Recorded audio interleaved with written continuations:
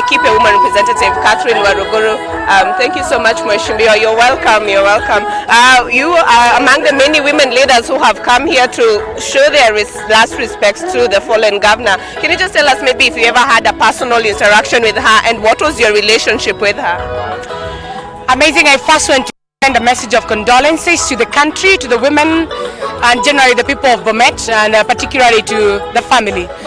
We are gathered here, women in leadership, men in leadership, big and small, and our agenda is to make sure that Joyce Laboso legacy carries on, and we remind to our ears the best of the lessons we learned from Governor Joyce Laboso. I will not be hesitant to talk about cancer, because cancer is making the rich to cry, is making the poor to cry, is making everybody to suffer.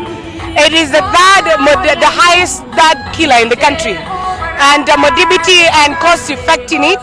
Once you're diagnosed with cancer, there is no single Kenyan who can be able to bear it. I must say that Kenyans are suffering in their homes because the cost of drugs is very high in the country. We want to ask that the only solution that will help us to fight with cancer, number one, is the president accepting to declare cancer as a national disaster. I want to remind Kenyans that any person who has been elected or appointed who is sitting in the executive, we live and serve at the mercy and the goodwill of the people of Kenya. And that is why I'm very mad at CS Sicily Kariuki. She's a fellow woman like myself, the Minister of Health, doing a press conference in Nairobi and telling Kenyans that cancer cannot be declared as a national disaster because we lack data, we lack statistics, and we lack the figures to tell how many Kenyans are dying every day. Maybe you can tell us how you interacted with the late Laboso. The late guy, just a minute, I wanted to say this, that Kenyans, they desire to see the government take up the fight against cancer. It is bigger than an individual, bigger than a corporate. It's a thing that the government must take up.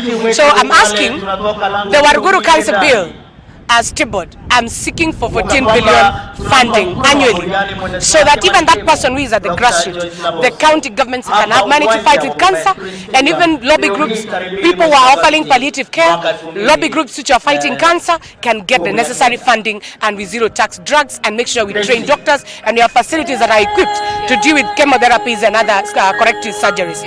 Finally, I want to commend and say Joyce Laboso was a darling to many women.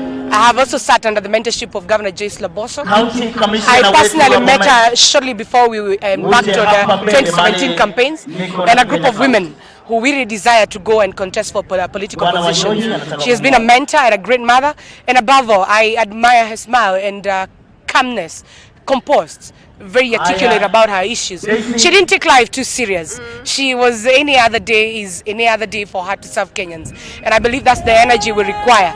Just be in a position as a woman to really balance that I'm a mother, I'm a wife, I'm a governor, I'm a politician, I'm a social being, I'm a religious being, and all this whole thing, which brings up the beauty and the epitome of a woman who has been bestowed the power to lead and govern a county like Bomet. It is my desire we'll get more women governors and more strong women rising up in this country, and that our story will inspire somebody somewhere not to despise themselves. Thank you.